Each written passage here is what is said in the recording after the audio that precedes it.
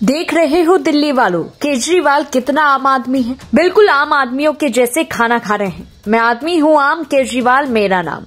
खुद को गरीब दिखाता हूँ पर शाही भोजन खाता हूँ। लाखों के शीश महल में रहता हूँ फिर भी खुद को आम आदमी कहता हूँ। पूरा होटल खा जाने वाला ये आम आदमी खुद को डायबिटीज पेशेंट बताता है। दरअसल केजरीवाल का एक वीडियो सोशल मीडिया पर काफी तेजी से वायरल हो रहा है, जिसे लेकर लोगों का गुस्सा फूट पड़ा। एक्स पर जितेंद्र प्रताप सिंह ने लिखा, जब ये जेल में बंद थे तब खुद को डायबिटिक बताकर इनके समर्थकों ने और इन्होंने बड़ा हंगामा मचाया था कि जेल में केजरीवाल को घर का खाना नहीं दिया जा रहा, क्योंकि केजरीवाल जी ऐसा खाना खाते हैं जिसमें स्टार्च बिल्कुल नहीं होता। उनके लिए स्पेशल डाइट बनती है। वहीं एक 5 स्टार होटल में वे सारी चीजें खा रहे हैं जो किसी भी डायबिटिक पेशेंट के लिए मना होती है। अब आप सोचिए कि ये कितना बड़ा धूर्त है। दिल्ली बीजेपी ने भी इसका वीडियो शेयर करते हुए लिखा, आम आदमी। वहीं इसी बीच दिल्ली के पूर्व सीएम अरविंद केजरीवाल कई मुश्किलों में पहले से ही घिरे हैं। अब एक नई मुश्किलों का सामना करना पड़ सकता है। बीजेपी के नेता विजेंद्र गुप्ता ने कहा कि केंद्रीय सतर्कता आयोग यानी सीवीसी ने दिल्ली के सीएम हाउस में अवैध निर्माण और वित्तीय अनियमितताओं के बारे में रिपोर्ट सौंपने के लिए सीपीडब्ल्यूडी को लिखा है। विजेंद्र गुप्ता का यह भी कहना है कि सीवीसी ने आश्वासन दिया है कि तथ्यात्मक रिपोर्ट आने के बाद जरूरी एक्शन लिया जाएगा। बता दें कि दिल्ली के सीएम हाउस में सौंदर्यीकरण को शीश महल का नाम देकर अरविंद केजरीवाल को बीजेपी लगातार घेरती रही। बीजेपी ने आरोप लगाया था कि दिल्ली के 6 फ्लैग स्टाफ रोड स्थित सीएम आवास का अरविंद केजरीवाल के सीएम रहते सौंदर्यीकरण कराया गया। बीजेपी का आरोप है इसमें 35 करोड़ रुपए खर्च किए गए। ऑटोमेटिक टॉयलेट सीट, महंगे पर्दे और बहुत सारा महंगा सामान लाने का आरोप बीजेपी ने लगा रखा है। बीजेपी ने ये आरोप भी लगाया कि दिल्ली के सीएम हाउस में नया ढांचा तैयार किया गया। वहीं मीडिया ने पहले ही खबर दी थी कि सीएम हाउस में आंतरिक सजावट पर 11.5 करोड़ खर्च किए गए। संगमरमर लगाने पर 6.2 करोड़ खर्च हुए। अलमारी पर 1.41 करोड़, बिजली की फिटिंग्स पर 2.58 करोड़ खर्च किए गए। लाखों की कीमत की टॉयलेट सीट और स्वच्छालयता पर्दे लगाने की बात कही गई थी।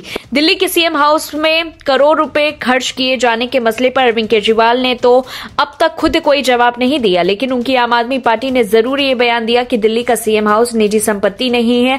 आम आदमी पार्टी ने बीजेपी पर पलटवार करते हुए राजनीति करने का आरोप लगाया था। अब सीवीसी की तरफ से जांच कर रिपोर्ट मांगे जाने के बाद दिल्ली की सियासत और गरमाने के आसार हैं। सीवीसी का काम सरकारी कर्मचारियों और पद संभालने वालों के हर तरह के भ्रष्टाचार पर नजर रखना है। सीवीसी ऐसे मामलों की नजरदारी करने वाली देश की सबसे बड़ी संवैधानिक संस्था है। वहीं आम आदमी पार्टी ने कहा कि भाजपा सीएम हाउस की शिकायत कर सकती है और पार्टी और इसके राष्ट्रीय संयोजक अरविंद केजरीवाल ईमानदार हैं, इसलिए वे देश में सबसे लोकप्रिय निर्वाचित मुख्यमंत्री बन गए हैं। पार्टी ने आगे कहा कि आम आदमी पार्टी सरकार के खिलाफ कई जांच शुरू की, जिसमें वरिष्ठ पदाधिकारियों, मंत्रियों और विधायकों को निशाना बनाया गया, लेकिन एक भी रुपए की गड़बड़ी सामने नहीं आई। इस पूरी रिपोर्ट को लेकर के आपकी क्या कुछ राय है, कमेंट बॉक्स में बताएं। तब तक के लिए देखते रहिए लाइव टीवी न्यूज।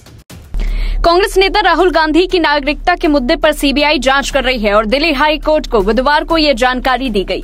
अदालत को बताया गया कि इलाहाबाद हाई कोर्ट में भी इस मामले पर जनहित याचिका दाखिल है, जिस पर सुनवाई चल रही है। इसी को लेकर कांग्रेस नेता राहुल गांधी की नागरिकता की सीबीआई जांच शुरू की गई है। इस पर अदालत ने कहा कि वह नहीं चाहती कि कोई विरोधाभासी आदेश पारित किया जाए। एक ही मसले पर 2 समांतर याचिकाओं पर सुनवाई नहीं हो सकती है। वहीं दिल्ली हाई कोर्ट ने मामले में इलाहाबाद हाई कोर्ट में याचिकाकर्ता विघ्नेश शिशिर से इलाहाबाद हाई कोर्ट में इसी मामले में चल रही सुनवाई से जुड़ी रिपोर्ट को भी कोर्ट में पेश करने को कहा। अब दिल्ली हाई कोर्ट में इस पूरे मामले की अगली सुनवाई 6 दिसंबर को होगी। सुनवाई के दौरान मामले में याचिकाकर्ता विघ्नेश शिशिर ने कहा कि इलाहाबाद हाई कोर्ट में मामले की सुनवाई एडवांस स्टेज पर है। सीबीआई मामले की जांच कर रही है। विदेश मंत्रालय ने इलाहाबाद हाई कोर्ट में सील कवर रिपोर्ट दाखिल किया है। सुनवाई के दौरान बीजेपी नेता सुब्रमण्यम स्वामी की तरफ से कहा गया, हमारी याचिका इलाहाबाद हाईकोर्ट में दाखिल याचिका से बिल्कुल अलग है। अभी सीबीआई जांच का कोई आदेश नहीं हुआ है। 29 अप्रैल 2019 को उन्होंने गृह मंत्रालय को पत्र लिखा था, लेकिन उसका भी कोई जवाब नहीं मिला। सुब्रमण्यम स्वामी ने गृह मंत्रालय को पत्र लिखकर राहुल गांधी की नागरिकता के बारे में जानकारी मांगी थी और गृह मंत्रालय से पूछा था कि उनकी ओर से इस पूरे मामले में क्या कदम उठाया। सुब्रमण्यम स्वामी ने कहा, हमने 2019 में सरकार को इस बारे में पत्र लिखा था, लेकिन बीते 5 साल में सरकार की तरफ से इस पूरे मामले ने अब तक कोई कदम नहीं उठाया है। कर्नाटक के एक भाजपा कार्यकर्ता ने कहा, उन्होंने इलाहाबाद हाईकोर्ट में एक याचिका दायर की थी। चीफ जस्टिस मनमोहन और जस्टिस तुषार राव गदेला की पीठ ने कहा कि वे नहीं चाहते कि कोई परस्पर विरोधी आदेश पारित किया जाए। पीठ ने एस विनेश शिशिर को इलाहाबाद हाईकोर्ट में उनकी जनहित याचिका के बाद प्रासंगिक घटनाक्रम पर एक हल्फनामा दायर करने की अनुमति देते हुए कहा, कार्रवाई के एक ही कारण पर 2 समांतर याचिकाएं नहीं हो सकती। दिल्ली हाईकोर्ट के समक्ष मामला भाजपा नेता सुब्रमण्यम स्वामी की याचिका पर था, जिन्होंने राहुल गांधी की भारतीय नागरिकता रद्द करने की मांग करने वाले उनके प्रतिनिधित्व पर निर्णय लेने के लिए गृह मंत्रालय को निर्देश देने की मांग की थी। स्वामी ने अपनी याचिका में लोकसभा में विपक्ष के नेता गांधी के खिलाफ उनके द्वारा दायर अभ्यावेदन पर स्थिति रिपोर्ट पेश करने के लिए गृह मंत्रालय को निर्देश देने की भी मांग की। वहीं स्वामी ने कहा कि इलाहाबाद हाईकोर्ट के समक्ष मामले का उनके मामले से कोई लेना देना नहीं है और प्रार्थनाएं पूरी तरह से अलग थी। शिशिर ने दावा किया कि स्वामी की याचिका के कारण बहुलता और समांतर कार्रवाई हुई। अदालत ने शिशिर को उसके समक्ष याचिका में पक्षकार बनने के लिए आवेदन दायर करने को कहा और मामले को 6 दिसंबर के लिए सूचीबद्ध कर दिया। केंद्रीय गृह मंत्रालय ने 29 अप्रैल 2019 को राहुल गांधी को पत्र लिखकर कहा था कि इस संबंध में 2 हफ्ते के अंदर स्पष्टीकरण दें, लेकिन 5 वर्ष से ज्यादा का समय बीतने के बावजूद कोई स्पष्टता नहीं है। ऐसे में कोर्ट गृह मंत्रालय को इस संबंध में फैसला लेने का दिशा निर्देश जारी करे। इस पूरी रिपोर्ट को लेकर के आपकी क्या कुछ राय है, कमेंट बॉक्स में बताएं। तब तक के लिए देखते रहिए लाइव टीवी न्यूज। कांग्रेस नेता राहुल गांधी ने महाराष्ट्र में चुनाव प्रचार शुरू कर दिया है। नागपुर में उन्होंने संविधान बचाओ सम्मेलन किया, संविधान की लाल किताब लहराई, लेकिन अब इस किताब को लेकर बीजेपी ने बड़ा दावा कर दिया है। बीजेपी ने ट्वीट कर दावा किया है कि ये वीडियो नागपुर के संविधान बचाओ सम्मेलन का है और राहुल गांधी संविधान की जिस लाल किताब को लेकर आए थे वो बिल्कुल कोरी थी, यानी किताब के अंदर कुछ भी नहीं लिखा था। बीजेपी ने इस कोरे संविधान की किताब को बाबा साहेब अम्बेडकर के संविधान का अपमान बताया। बीजेपी ने कहा कि एक तरफ तो राहुल गांधी संविधान बचाने की बात करते हैं और दूसरी तरफ संविधान की कोरी किताब लेकर घूमते हैं और आरक्षण खत्म करने की बात कहते हैं। बता दें कि राहुल गांधी अपना नैरेटिव लेकर महाराष्ट्र के मैदान में तो उतर आए हैं। राहुल लोकसभा चुनाव वाला ही नैरेटिव विधानसभा चुनाव में चलाना चाहते हैं, इसीलिए उन्होंने महाराष्ट्र में अपने कैंपेन की शुरुआत नागपुर से की। वो सबसे पहले दीक्षा भूमि पहुंचे, जहां बाबा साहेब अम्बेडकर ने बौद्ध धर्म अपनाया था। यहां राहुल गांधी ने अम्बेडकर को श्रद्धांजलि दी। इसके बाद वो संविधान सम्मेलन को संबोधित करने पहुंचे। राहुल ने लोकसभा चुनाव में संविधान खतरे में है का नैरेटिव सेट किया था, जिसका इंडिया अलायंस को चुनाव में फायदा मिला। वहीं इसी स्वाभिमान सभा में राहुल गांधी के सामने ही वीर सावरकर का लिखा गया गीत और कांग्रेस के नेता ने इस पर कोई उल्टी प्रतिक्रिया नहीं दी। महाविकास आघाड़ी की सभा में कांग्रेस, शिवसेना, यूबीटी के उद्धव ठाकरे और एनसीपी के शरद पवार समेत तमाम नेता भी थे। महाविकास आघाड़ी की सभा में राहुल गांधी के संबोधन से पहले सावरकर का आजादी और मातृभूमि की तारीफ में लिखा गया गीत जयस्तुते गाया गया। वीर सावरकर के अपमान का आरोप लगाकर राहुल गांधी के खिलाफ देश की कई अदालतों में केस भी किए गए।